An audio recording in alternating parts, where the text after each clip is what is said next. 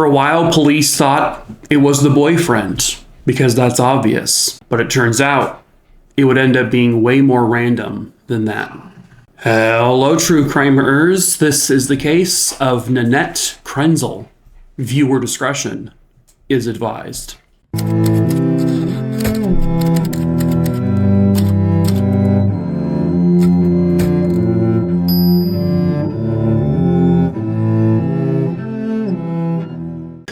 Nannette Marie Krenzel, she was born on January 4th, 1964, and she lived most of her life, or all of her life really, in Chicago, Illinois.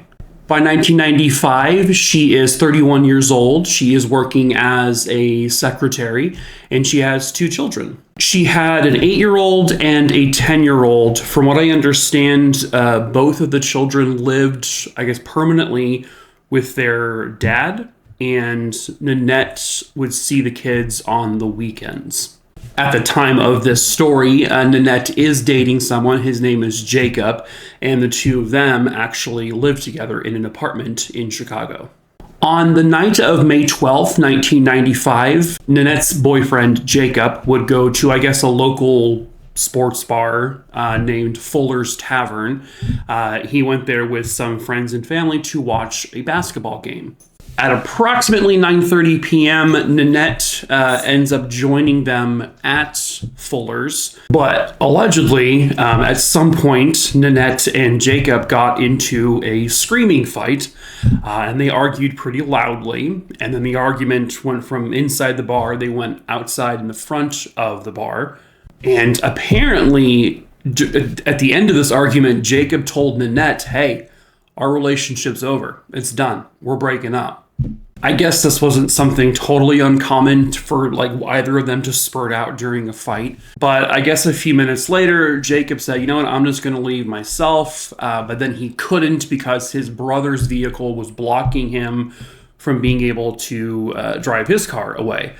And as he's in the parking lot, Jacob, he sees Nannette walking, I guess, east.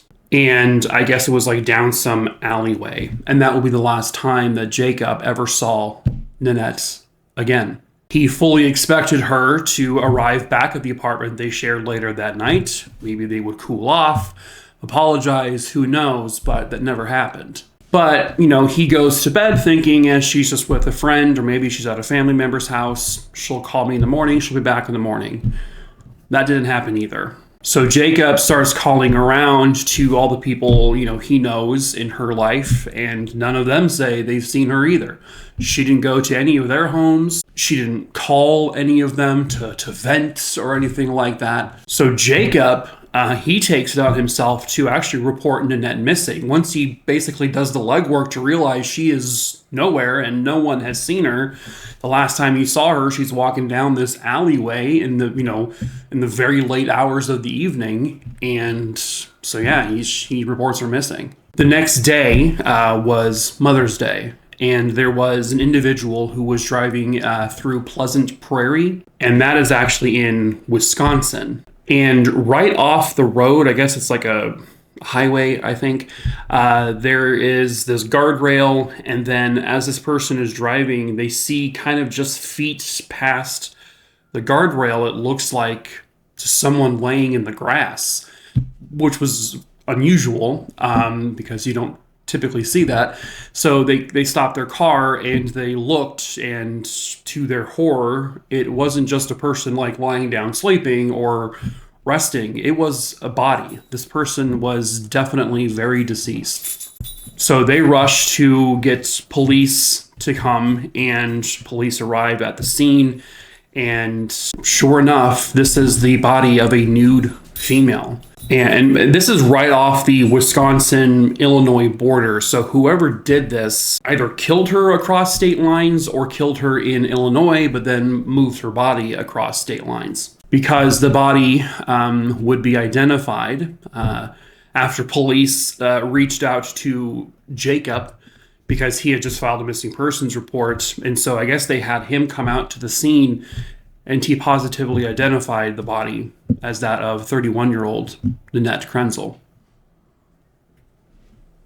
Nannette had been just horrifically beaten with some sort of blunt force object. She also had multiple stab wounds to her body.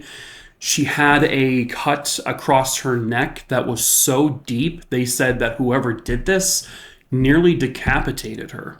The coroner would basically determine that the blunt force injuries were probably from something like a baseball bat or a large metal pole, something along those lines. They really couldn't determine if she was sexually assaulted or not, and they didn't know if anything was stolen from her, so they didn't really know what the motive was because they really couldn't tell. They, of course, while interviewing people, discovered that Nannette and Jacob had gotten into a pretty big fight at the bar that the night she went missing, and so he, of course, was suspect number one, as would have been the case anyway, regardless if they've been into a fight or not. That's just typically the first person you look at. So they really grilled him, and they said he wasn't like super shocked when he ID'd her body. Like, his behavior seemed just very nonchalant, very abnormal for someone who had just seen the horrifically beaten and stabbed body of his girlfriend. So they thought his behavior was strange and suspicious. So they asked him to take a polygraph test. He agreed, and he failed. Keep in mind, polygraph tests are really more of just an investigative tool. They are not any kind of means of saying whether or not a person is genuinely lying or not. It's really just a tool for detectives to go, oh, see, you failed, man. And that can kind of get the ball rolling on a person possibly confessing. But he didn't. He didn't confess. He said he had absolutely no involvement in this. And quite honestly, police had no evidence. I believe they searched their apartment that the two of them shared. They didn't see any kind of signs of a struggle. There was no blood. There was nothing to indicate a murder ever took place there. Never any indication that a murder took place in his van, his vehicle. And they just had no physical evidence. They had absolutely nothing to pin this on him. So they really kind of just put him to the side while they continued to investigate. Not clearing him, but just saying, we don't have enough right now. But through that, they discovered that Jacob's brother apparently wasn't a fan of Nannette. He didn't like her. He seemed to have some animosity towards her, but is that motive enough to kill a person? They couldn't find any evidence on him either, so they put him to the side. They did, I guess, do some kind of like covert surveillance on both men at some point, but none of them ever like told on themselves. So, but everything completely changed on December 27th, 1995. A totally random person would reach out to the police who were investigating this murder to say that her daughter, she believes, confessed to being involved in the murder of Nannette Krenzel. This woman says that her daughter and her daughter's boyfriend recently fled, I guess, from Illinois to the state of Arkansas. They said fled, but in reality is they just sort of, this couple just sort of picked up and left and just didn't tell anyone. But it didn't seem to be in any kind of hurry. They just didn't advise anyone they had moved, except, I guess, for this mother. So this mother says that her daughter told her on the phone that her husband killed Nannette Krenzel in what she described as a fit of rage out of complete anger. The couple was Donna and Michael Lee. So police were able to, this was enough for them to get a warrant to search the apartment where Donna and Michael used to live before moving out of state. And obviously the apartment had been cleaned and tidied by the people who owned the place because someone had moved out. But the warrant they got was they were able to basically pull up carpet from this apartment. And while the top surface obviously was clean and showed no signs of blood, underneath the carpet, there was a big red stain, or a rust-colored stain, they said. And that tested positively for human blood. So police got a hold of both Donna and Michael Lee in Arkansas, and they questioned Michael Lee. And Michael Lee, he didn't flat out say, hey, I want a lawyer. What he said was to detectives like, hey, should I have a lawyer? And maybe I discuss with them and then we come back to this. So one of the people who was doing this interview with Michael told him, yes, you can absolutely, it's your right to have a lawyer. They read him his rights and everything. And then they said, but if you have a change of heart and you want to come to us and talk to us and you want to tell us what happened, you can also do that. But it counted as Michael Lee asking for an attorney. And so everything that happened after that, technically, I guess you can say would be unlawful for the interviewers. But Michael Lee would talk. After asking for a lawyer, he told them what happened. He said he was out on the night of May 12th. He was out with his wife, Donna. They had gone to, I guess, a couple of bars. And at one point, they were at a bar when they saw Nannette Krenzel walk in. Nannette just happened to sit next to them at the bar. They had no idea who each other were. They never met each other before. Nannette to them appeared to be a little buzzed, maybe a little drunk. And so she ordered more drinks at the bar. They kind of struck up a conversation with Nannette and they just, were having a normal conversation. And at one point, Nannette tries to leave and she gets into some kind of altercation with someone near the exit of this bar. And so Donna and Michael Lee see this and they intervene and they stop this altercation from happening because they, quote, don't want to see Nannette get hurt. Interesting. So they asked Nannette, hey, do you want to go to another bar with us? She goes, yeah, sure, why not? And so they go to another bar. They hang out for a little bit. At one point, Nannette says, hey, I want to go back to the bar that I was at with my boyfriend, see if he's still there. But the couple who were basically driving her at this point said, we don't want to go to another bar. How about we go get a six-pack at a convenience store and we go back to our place? Nannette agrees to do this. So they go back to their apartment that they share together. And apparently, as they're entering, Nannette is a little boisterous, a little loud, a little drunk. They tell her, hey, keep it down, calm down, you're being too loud. So at any point, they're apparently in their apartment and they're drinking. And I guess Donna Lee doesn't really like the way that Michael is interacting with Nannette. Apparently, it's a little too flirtatious, promiscuous. So she gets upset and she goes into her room, their room, is what she says. So Michael tells police during this interview that at this point, he tries to make out with Nannette. He gets handsy with her. But Nannette was like, no, I have a boyfriend. What do you have? You have a wife. No, don't touch me. And I guess Michael says this causes him to lose it. So all of a sudden, Donna, who's trying to sleep in the next room, she wakes up to a bunch of loud noises and thumps and stuff and screams. So she goes out to the living room and she sees basically her husband standing over Nannette's body on the ground and he's holding a baseball bat.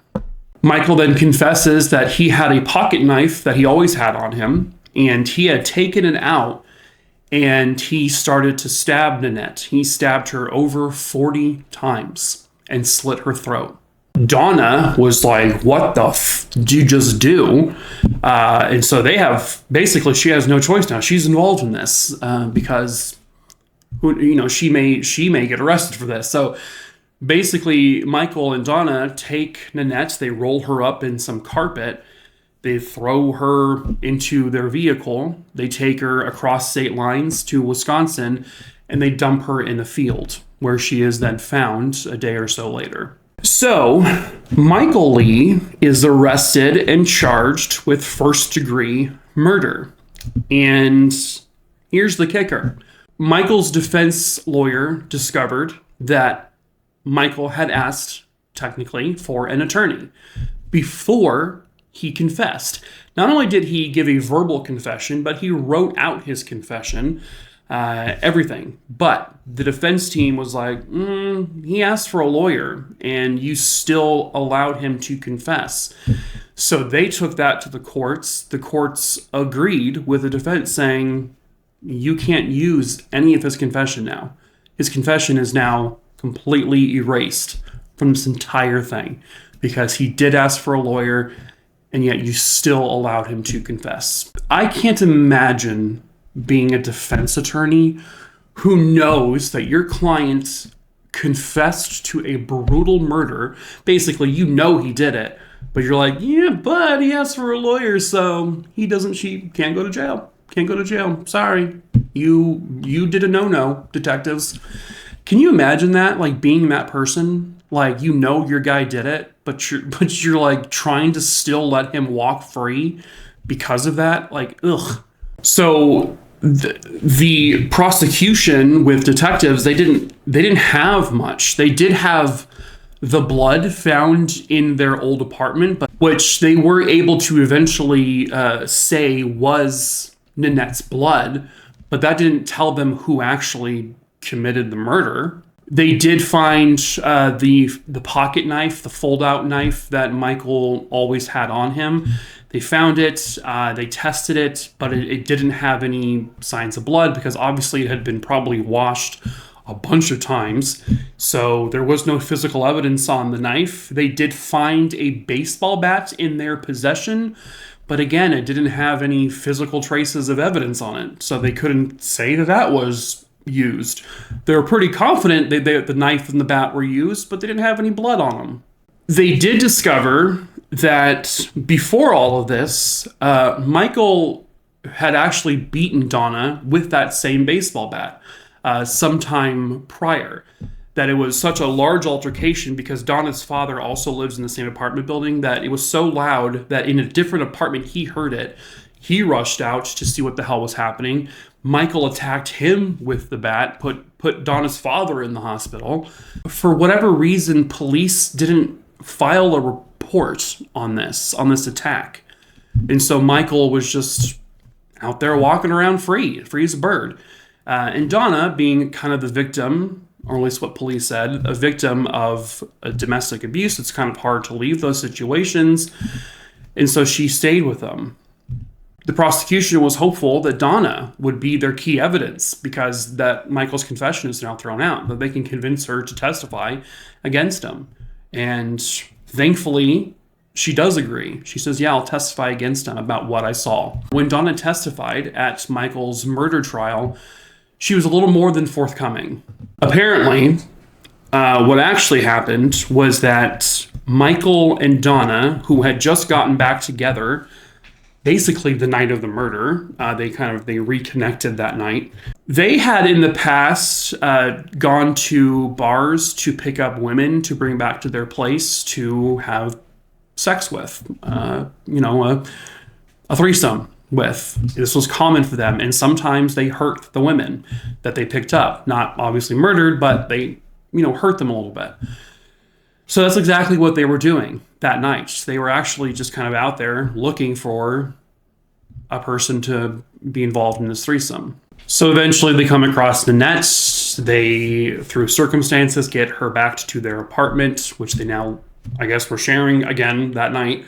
And according to Donna, she did in fact leave the living room and go to the bedroom and try to go to sleep after Nannette was basically not, cooperating. And she did walk out and see that Michael had a baseball bat over Nannette. But what happened after that, though, is not exactly what Michael said. Michael had stabbed Nannette in a fit of rage. That did happen. But then Donna participated. So she said when she went out, Michael had stabbed Nannette in the neck. And when he pulled the knife out, Donna said there was like that blood gurgling kind of sound coming from Nannette. And Donna then, I guess, grabs the knife and then she stabs Nannette. And then the two of them hold the knife together and they both stab her. And they did that until Nannette stopped moving. And then they both stabbed her a few more times to confirm she was dead. Michael was the one who initiated this entire murder. He was the one who beat Nannette with a baseball bat. He was the one who stabbed her 40 times prior to Donna even becoming involved in this, but Donna was involved at the end. So the two of them roll Nannette up in the carpet, and then they take her across state lines and dump her body. Donna then testifies that shortly after this happened, the two of them would move out of their apartment and then move to Arkansas without telling anyone. Months after they moved, Donna would call her mom. They had a conversation. They discussed about how that one girl had been murdered, and, Donna didn't say anything. Then a couple months after that, Donna calls her mom again and says, I was involved in that murder. She said that Michael had beat her and stabbed her and killed her, and that she helped Michael hide the body. And that's when Donna's mom, her conscience got a hold of her and said, I have to report this. And so she turned her own daughter in. And so on the stand, the prosecution asked Donna, why did you guys do this? Why Nannette? Donna testified, quote, "It was her destiny." They would find out that Donna had a violent history herself with past boyfriends who would testify at the trial of Donna's. She became violent when she got jealous of one of her exes dating someone or flirting with someone. So they were able to basically establish that Donna was telling the truth, that Donna, because she had a violent history, that they believed it when she said she participated at the end of this murder. And so the jury, who deliberated for a long time, actually, for like a week-ish or so, they would end up finding Michael Lee guilty of first-degree murder. And then Michael was sentenced to life in prison plus 70 additional years that he can serve in hell. So yeah. Donna's trial didn't happen. Donna was never charged with anything. She was not offered anything from the prosecution for testifying against Michael. So it wasn't like they said, okay, you testify, we're going to give you a lenient sentence or whatever. No, that wasn't the case. They just didn't charge her. They just didn't charge her with anything. She was just let go. She testified. She's the reason why Michael's in prison for the rest of his life and serving 70 years in hell. And that's it. That's it. She got off. She admitted to participating in the murder. Granted, at the very, very end of it, the murder had basically already taken place, but she kind of helped finish the job. And she got nothing.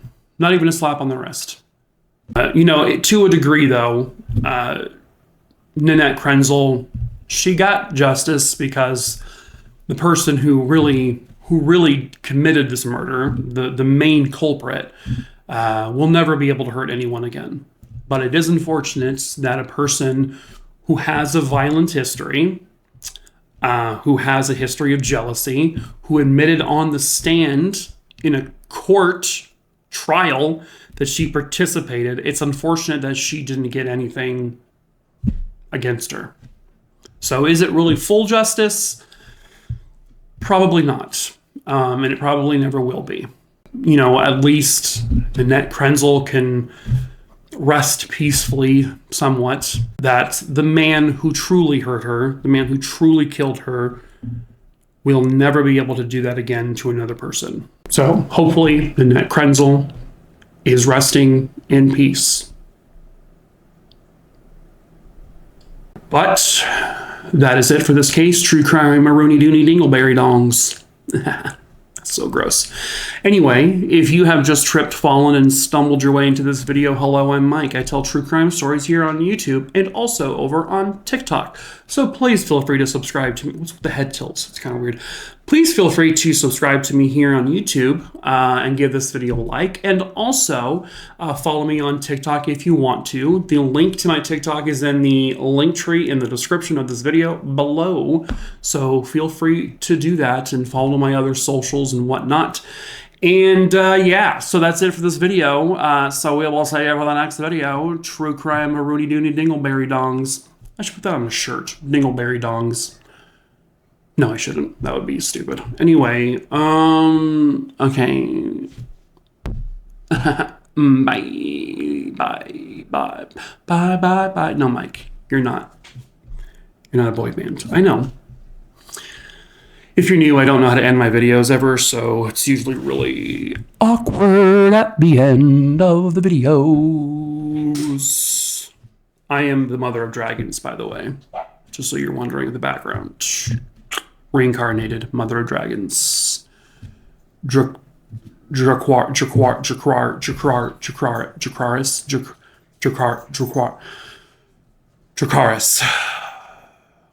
I just burned all of you alive. Sorry about that. Whatever. Stay tuned for the next video. Okay, great. Bye. Dracaris.